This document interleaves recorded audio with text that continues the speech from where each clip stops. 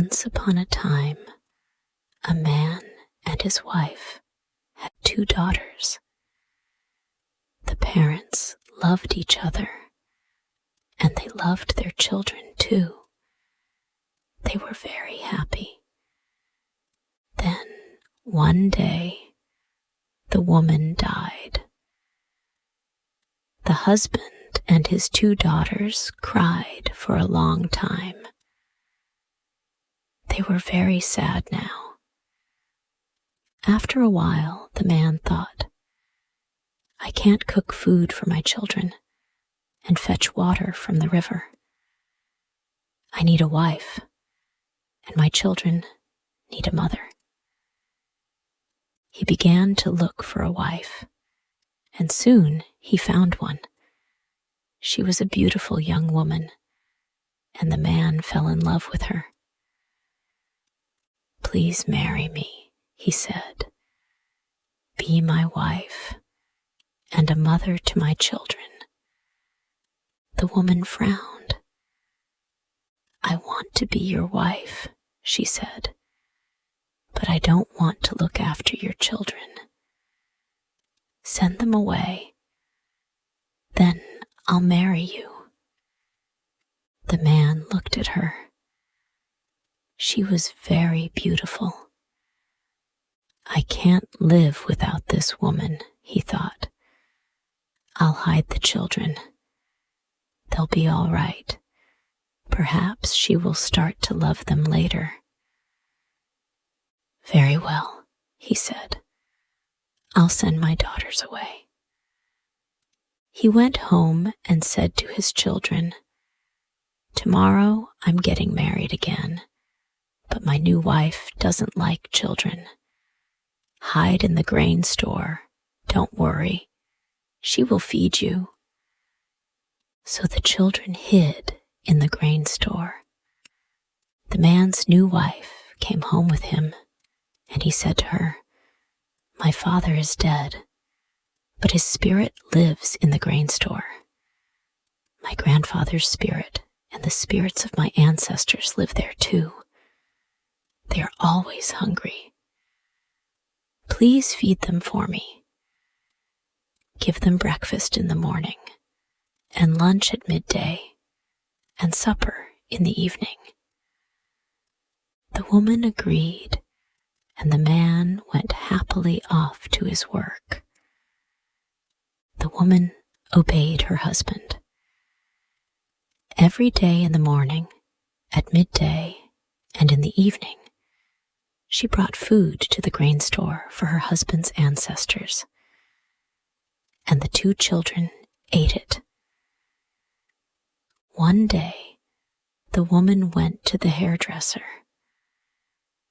The hairdresser cut her hair, and they talked together. Please be quick, the woman said. It's after midday. I must go and put food in the grain store for my husband's ancestors. The hairdresser laughed. What? She said. Your husband's ancestors don't live in the grain store. His daughters live there. You are feeding your husband's daughters. The woman was very angry. My husband tricked me, she said. Those stupid, lazy girls. I don't want to look after them. I hate them. She ran to the fire and picked up a pot of very hot water. She threw it into the grain store. I don't want you. I won't feed you, she shouted. Go away. The 2 sisters jumped back. The water didn't touch them. It fell on a pile of chickpeas. The little sister began to cry. Our stepmother won't feed us, she said, and I'm hungry. Don't worry, said the big sister. Look, the The water fell on the chickpeas. They're soft now. We can eat them. So that day, the children ate chickpeas for their lunch. Their father came home in the evening. His angry wife was waiting for him. "You tricked me," she shouted. "I know the truth now. Your ancestors don't live in the grain store. I was feeding your daughters. I won't feed them again. Do you want me to stay with you? Then take those stupid girls away." Her husband was very sad. "Please," he said, "they are my children. I can't send them away." "You must choose," said his wife. "You can have me, or you can have your daughters. You can't have both." The man looked at his wife.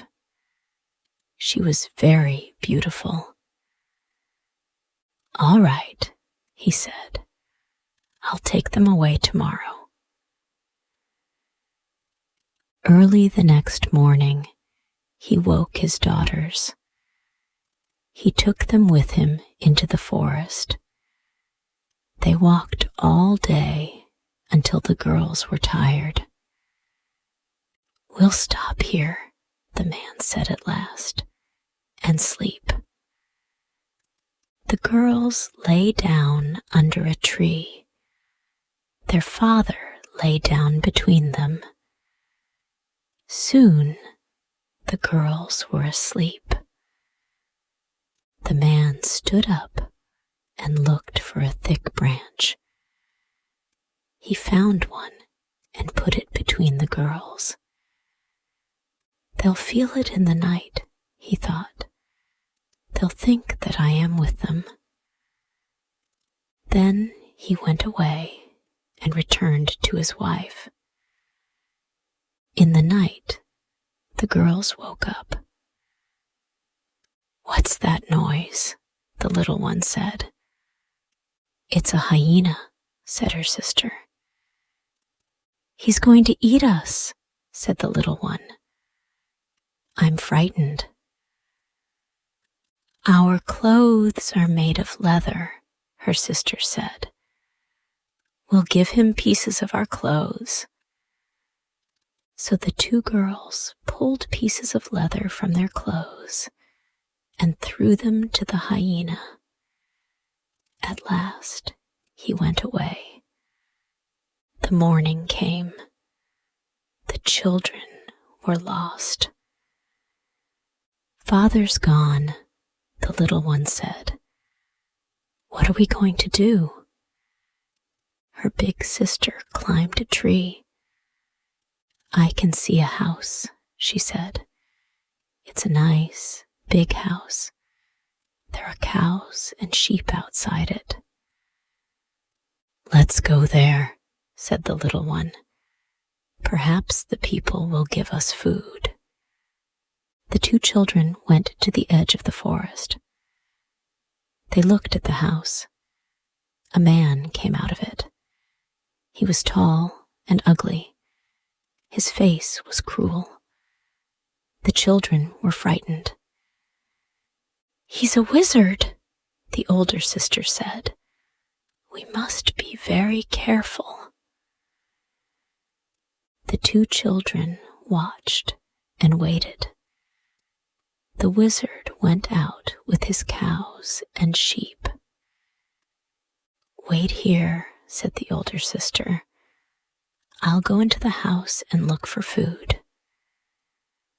Quickly, she ran to the wizard's house, took some food, and brought it back to her sister. The next day, she went to the wizard's house again, and the next day, and the next. But on the fourth day, her little sister said, "You always go to the wizard's house. It's not fair. I want to go today." "But you can't run quickly," said her big sister. the wizard will catch you." "I can run quickly," the little one said, "and I'm not going to wait here alone today. I'm going to the wizard's house with you." At last, the big sister agreed, and they ran to the wizard's house together. The big sister came out quickly, but the little sister was too slow. She stayed in the house too long. The wizard came in and caught her. He put her in a sack and tied a rope round it. Then he pulled the sack up to the rafters of the house. "I've got you, and I'm going to keep you," he said. The big sister was hiding outside the house. She waited for a long time. At last, the wizard came out and took his sheep and cattle away to pasture. Then the big sister ran into the wizard's house. "Little sister, where are you?" she cried. "Here, here," shouted the little sister. The big sister cut the rope and pulled the sack down from the rafters. Then the two girls filled the sack with rocks and pulled it up to the rafters again. In the evening, the wizard came home. "Little girl," he said, "I've got you, and I'm going to keep you." He hit the sack with his stick. At once, the sack opened. The rocks fell out on top of the wizard, and he died. The two girls stayed in his house. They looked after the cows and the sheep, and they were very happy. And now this story ends. Hey, thank you so much for listening to the whole story.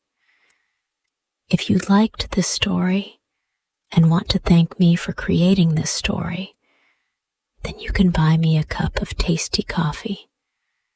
Just join our YouTube channel and be an official member of our family to support us for making even more interesting story videos for you every day.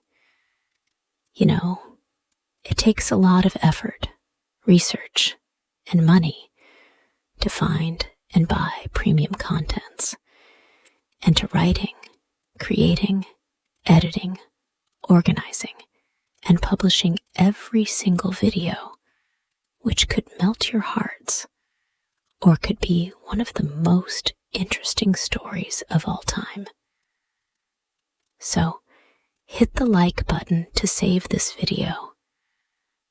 And most importantly, subscribe to our YouTube channel to learn English by watching super interesting English stories every day. Thank you.